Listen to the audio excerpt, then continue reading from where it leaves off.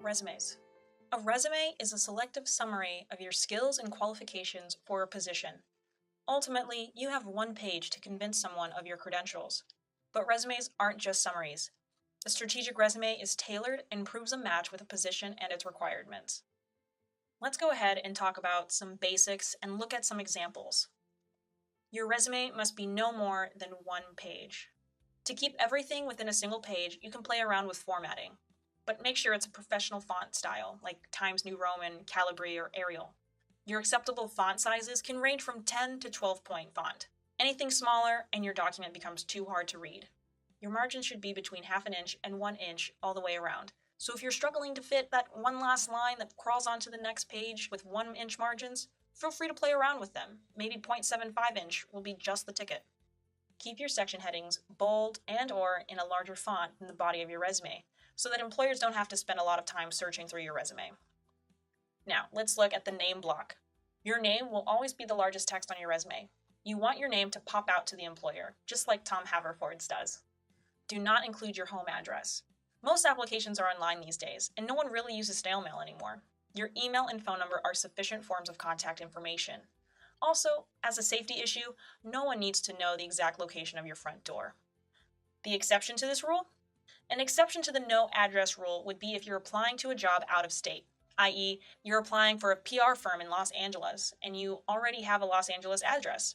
This will let the employer know that you already have a place to stay, so relocating won't be an issue. In that case, you might just suffice with Los Angeles, California versus including the street address as well. Include your social media sites like LinkedIn, Twitter, Instagram, etc., but only if they're all used in a professional capacity. Also, be sure to include your portfolio. If you don't have one, you'll likely be making one during your time here at COM. You'll see that a summary or profile paragraph is missing from the examples shown. In COM, we don't see these as necessary elements of your resume. Removing them will save space for your content, your bullet points, your skills, your education, and give you more space to elaborate on those. A summary or profile paragraph might be something you can save for later for your LinkedIn summary. For your education section, you're getting a degree from Boston University College of Communication, not just Boston University. It's all one phrase, no comma, and it's communication, not communications with an S at the end. Make sure you have the correct degree. Most everyone in COM is a Bachelor of Science, unless it's a Bachelor of Arts in Cinema and Media Studies. If you're a dual degree student, there's a specific way to write both experiences. You'll write both colleges and both degrees that you're involved in under one heading, just like so. Spell out the degree that you'll be getting when you graduate, i.e., Bachelor of Science in Communication, emphasis in Public Relations. Mass comm students are the only students who have to worry about the emphasis. So if you're a PR, Communication Studies, or Advertising student, your degree will be Bachelor of Science in Communication, emphasis in Public Relations, or Advertising, or Communication Studies. Feel free to note your GPA, just like Tom, if it's 3.0 or higher. Don't forget to list your minors. If you have a minor or a CAS focus, be sure to note them. Simply put minor in or CAS focus in. As for related coursework, only list the elective courses. Mandatory classes shouldn't get listed. Essentially, employers will assume you've taken certain classes based on your degree title. So if there's anything that's very specific to the job you're applying for, or a class outside of your major, or those major electives, go ahead and list those, but don't feel you have to. As for your time in COM, simply list your expected graduation month and year. You don't need a date range, and this applies to grad school and high school if you're an incoming freshman. COM grads should know that BU only has May, September, and January graduations. So while you may finish classes in December, make sure you list January. List any colleges or universities you attended or will earn degrees from. Only freshmen are allowed to include high school. Everyone else should only include undergrad and grad schools. Experience. Your experience will be listed in reverse chronological order. List the most recent position first and then work backwards, just like Tom does here.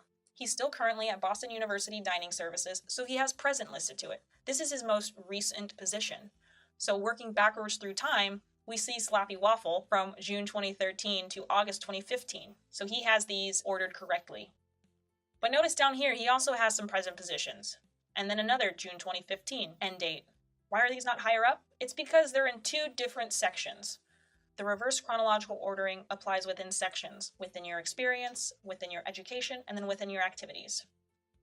Divide into experience categories by type. Internships, BUTV, Daily Free Press, Ad Lab, and PR Lab are all great examples of experience. Include only the positions and experience that will prove your qualifications and strengthen your application. If you've had 2 positions at the same company, there's also a specific way to write that. Simply put the company, the most recent position title on top with those bullet points, then directly below it, put the former position title and those bullet points, and make sure that the start and end dates correspond with each position versus the company overall. For your date ranges, the month and years should be unabbreviated. So January 2016 should be used instead of 1/2016 or Jan 2016 or Jan 16. Spell it out. Make sure to avoid seasonal terms like summer 2015 or fall 2017. The reason you should do that is because people have various definitions of what those seasons are, especially if you think about it on an international scale.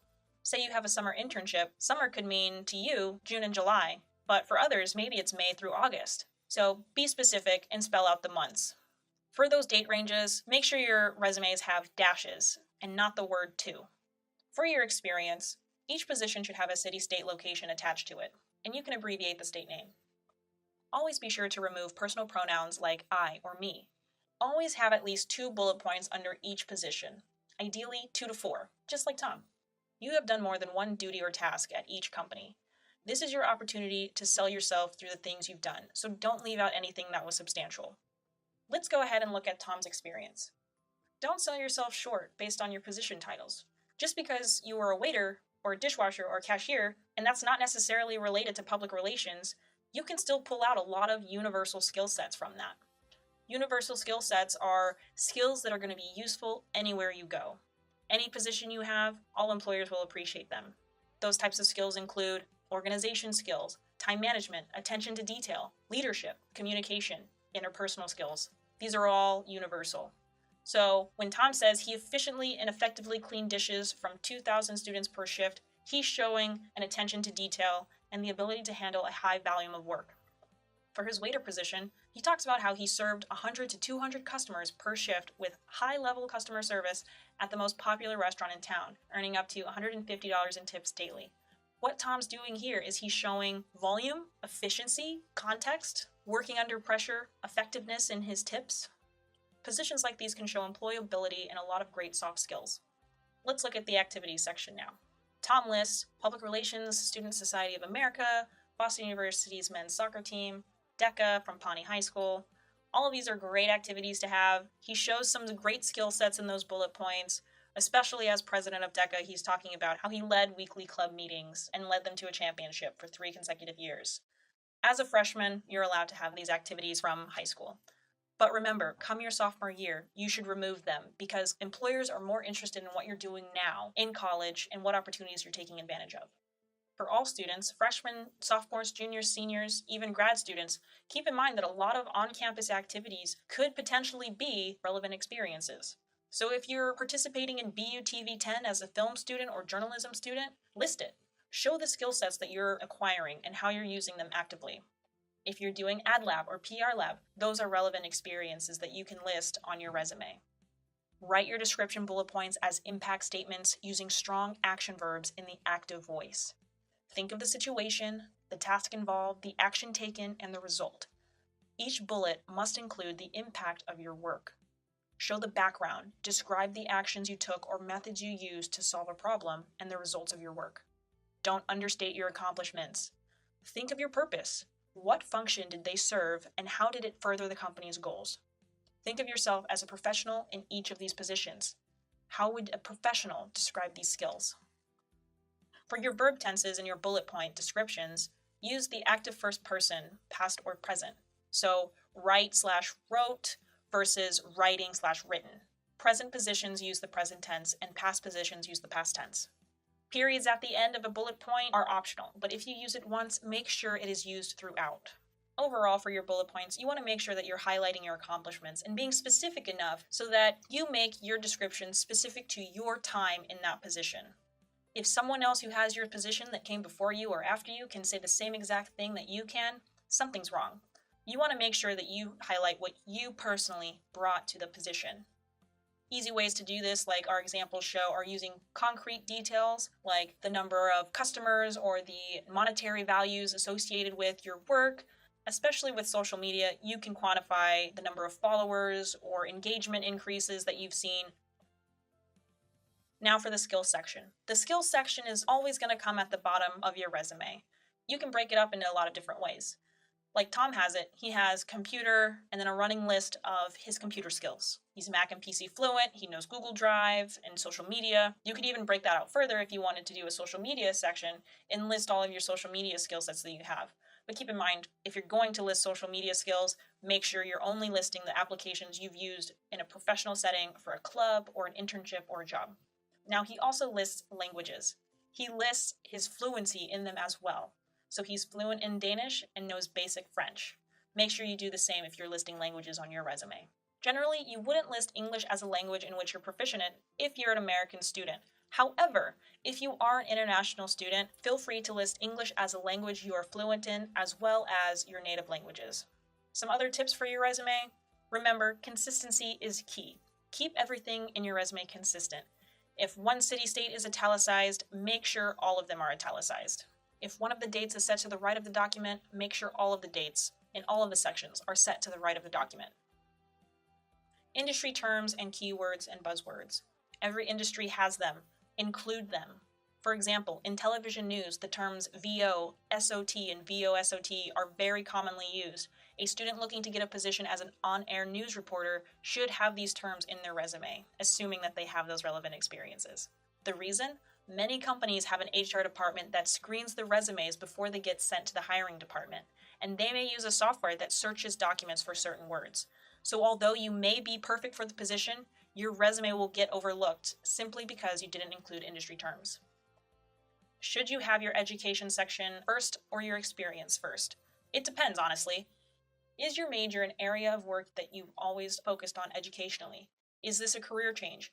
Do you have a lot of experience? Generally, undergraduate students will almost always put their education experience first at the top of their resume under their header. It's because you're going to school for the skill set that you're looking to be hired in. You're learning the craft.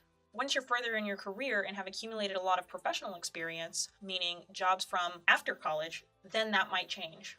But that'll come later. Overall, that's the gist of how to write a CompStandard resume. If you have any further questions or would like additional help, feel free to reach out to CommCareer Services and schedule an appointment with a specialist.